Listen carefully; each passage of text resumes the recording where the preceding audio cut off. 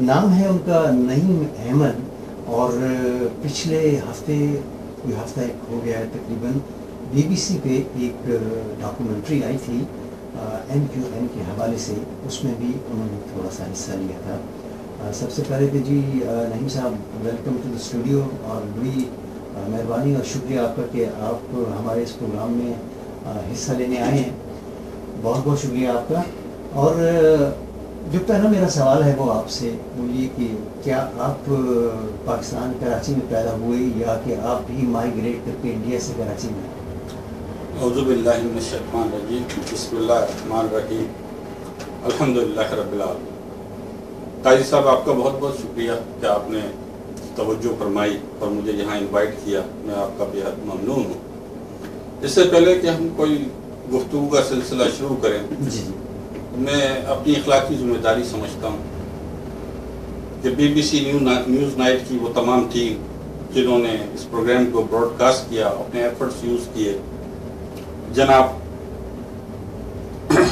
Own Brent Johns, जिमा nearby and Alex, thank you very much for your efforts regarding about our genuine problem, and thank you very much from the victims of Altaf Hussain. चलिए, ये तो बात होगी, तो अब आइए उस सवाल की तरफ कि आप माइग्रेट करके आए थे या कि आपकी पैदाइश जो है वो पाकिस्तान? मेरी पैदाइश कराची की है।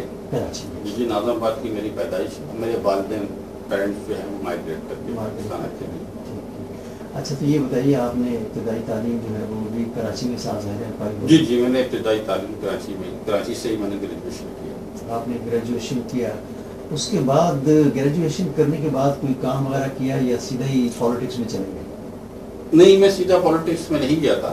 मैं अपनी तालीम मुकम्मल करने के बाद घर का मैं सरबराह था, तो मुझे अपने घर को लुक आफ्टर करना था, जैसा कि यूजुअली हमारे कंट्री में होता है, अपने वालिद का सहारा बनना था। बताएं कि आप कितना अरसा MQM के मेंबर रहे?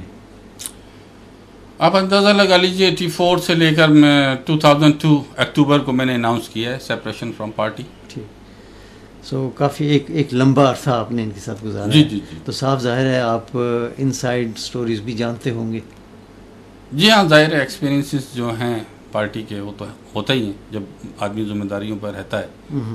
और अच्छा, तो आप जब इस पार्टी में थे कराची में, तो जैसा कि एक आम तअस्सुर पाया जाता है कि भत्ताखोरी और land mafia, drug mafia Karachi में बहुत है, लेकिन ज़्यादातर जो इल्ज़ाम है, मैं इल्ज़ाम की हद तक रहूँगा क्योंकि इल्ज़ाम जो है वो MQM पर ज़्यादा धरा जाता है, उसकी क्या वजह है?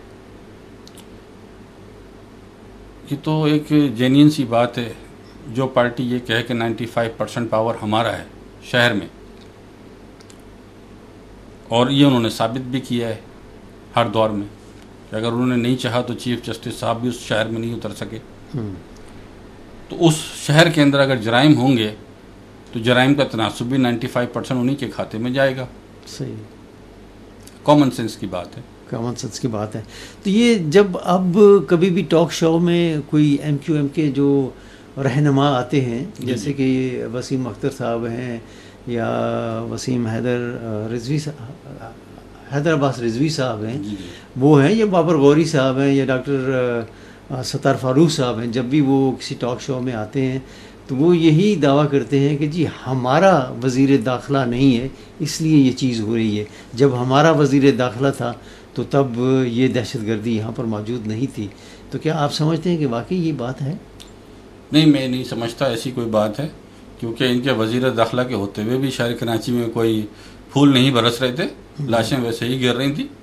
और इनके वज़ीर दाखिला के होते हुए 12 मई का वाक़या हुआ, लोगों को रोडों पर मारा गया, अखबारात के दफातर पर चैनलों के ऊपर हमले किए गए, बुकला को जिंदा जलाया गया, इनकी वजारत दाखिला के होते हुए। ये एक सिर्फ ब्लैक मेलिंग है और कुछ नहीं, सिर्फ ब्लैक मेलिंग, सिर्फ ब्लैक मेलिंग। हुकूमत में रहने के लिए, हुकूमत में रहने के लिए, या आप यूँ कह लें कि इनकी कुछ सीक्रेट डिमांड्स होती हैं। अच्छा, तो मैं तो इनको कहता ही नहीं कि ये मज़ीद कोई पॉलिटिकल लोग रहें। इनके पास एक ही तरीका है, ब्लैक मेलिंग, क्लैशनकोफ और TT, ये उसी को इस्तेमाल करके सियासत करते हैं। मैं इसको सियासत नहीं समझता। आपने इन्हीं चीज़ों को देखकर MQM छोड़ी? ऑफ कोर्स, جب میں نے دیکھا کہ اس میں کوئی اصلاح کی گنجائش نہیں رہی تو میں نے مجبور ہو کے اپنا راستہ علیحدہ کر لیا. اب سنا تو یہ بھی جاتا ہے کہ جب ایم کیو ایم سے راستہ الگ کیا جائے تو اس کو بڑی دشواری اور مشکلات کا سامنا کرنا پڑتا ہے. جی جی. تو صاف ظاہر ہے آپ کی زندگی میں بھی کیا یہ اتفاق ہوا ہے کہ نہیں؟ آف کورس میں اپنی فیملی کی پوری سٹوری تو نہیں بتا سکتا جی. اور میں نہیں چاہتا کہ میں اپنی پرسنل معاملات جو ہے وہ میڈیا کے اوپر لے کر آؤں اور لوگوں کو شیئر کروں. اس میں ایسا ہو جاتا ہے جیسے کہ میں کوئی ہمدردی حاصل کرنا چاہ رہا ہوں. تو میں ایسا مناسب نہیں سمجھتا. جس طرح ایک کامن پاکستان کا شہری پاکستان کے اندر مصیبت پرابلم فیس کر رہا ہے، ہماری فیملی بھی اسی طرح فیس کر رہی ہے. آپ کا کہنے کا مقصد ہے کہ ایم کیو ایم وجہ سے جو فیس کر رہے ہیں؟ جی جی. کراچی میں؟ جی ہاں، کراچی. اچھا، یہ تاثر کہاں تک ٹھیک ہے کہ جب کوئی جلسہ وغیرہ ہوتا ہے، الطاف صاحب نے خطاب کرنا ہوتا ہے تو لوگ، میں تو بڑی حیرت سے دیکھتا ہوں کہ ایسے بیٹھے ہوتے ہیں جیسے کلاس روم میں اسٹوڈنٹس بیٹھے ہوتے ہیں، بڑے تحمل مزاجی کے ساتھ، اطمینان کے ساتھ، کوئی ہلتا جلتا نہیں ہے، کوئی شور و غل نہیں ہوتا، اور جو کچھ بھی ان سے کہلوانا ہوتا ہے وہ جو آگے رو میں بیٹھے ہوتے ہیں لیڈر حضرات، وہ جو کچھ کہتے ہیں وہی ان کے پیچھے رپیٹ کرتے ہیں. تو آپ کیا سمجھتے ہیں کہ یہ جو لوگ جلسے جلوسوں میں آتے ہیں، کیا یہ اپنی رضامندی سے آتے ہیں، یا مجھے تو ایسا لگتا ہے کہ جیسے کلاس روم میں زبردستی بچوں کو بھیجا جاتا ہے، کچھ اس قسم کا کوئی بات ہے؟ یہ میں الفاظوں میں اپنی فیلنگز بیان نہیں کر سکتا جو B B C Newsnight نے کام کیا ہے انٹرنیشنل میڈیا پہ فرسٹ ٹائم، اور جو تھوڑا بہت مجھے کہنے کا موقع ملا وہ میں نے کہا. لیکن حقیقت یہ ہے کہ ہمارا پورا سٹی انڈر سیج ہے. الطاف حسین کا جو پرسنل انڈر ورلڈ قائم اس نے کیا ہوا ہے، اس کے ذریعے پورے سٹی کو جو ہے انہوں نے قبضہ کیا ہوا ہے. کیا کیا وہ حربے ہیں جو وہ استعمال نہیں کرتے، وہ تمام فاشسٹ طریقہ کار وہ استعمال کرتے ہیں اپنے آپ کو قائم اور زندہ رکھنے کے لیے. اور ان کی بیسک پالیسی جھوٹ بولنا، سازش کرنا، کیموفلاج، دھوکہ دینا لوگوں کو میڈیا کے ذریعے، اور حقیقت اس کے برعکس ہے. اگر آپ دیکھیں تو یہ ڈیموکریسی پہ یقین ہی نہیں رکھتے. آپ دیکھیں گے کہ جب ابھی انتخابات ہوئے سینکڑوں امیجز آپ کو مل جائیں گے نیٹ کے اوپر، کس طریقے سے انہوں نے پورے انتخابی سسٹم کو جو ہے وہ ہائی جیک کر لیا. کیا ڈیموکریسی پہ یقین رکھنے والے لوگ ایسا کرتے ہیں؟ میں تو یہ کہتا ہوں ان کا جتنا بھی مینڈیٹ ہے وہ فیک مینڈیٹ ہے.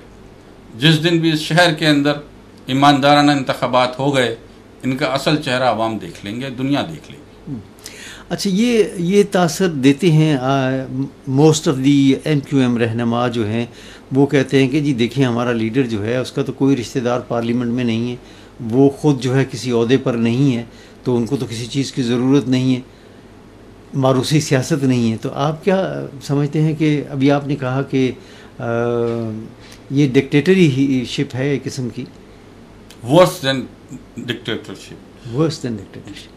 اور جن لوگوں کا آپ حوالہ دے رہے ہیں کہ وہ ان کو ڈیفینڈ کرتے ہیں اور ان کی بڑھائیاں بیان کرتے ہیں، میں یہ کہنا چاہتا ہوں کہ اصل میں آج الطاف حسین جن مسائل کا شکار ہو گئے ہیں وہ انہی جیسے بینیفیشری اور خوش آمدی لوگوں کی وجہ سے ہو گئے. یہ آج بھی بینیفیشری ہیں، اور اگر کل الطاف حسین کو کچھ ہو جاتا ہے تب بھی یہ بینیفیشریز رہیں گے. ان کا عالم یہ ہے کہ انہوں نے پوری اسٹریٹیں خرید لی ہیں. جو پراپرٹی ان کو پسند آ جاتی ہے وہ ہو نہیں سکتا کہ وہ ان کو حوالے نہ کرے. دراصل آپ کا فون تو نہیں بج رہا ہے. چلیے ہم ایک چھوٹی سی بریک لیتے ہیں اور بریک کے اس پار آپ سے دوبارہ ملاقات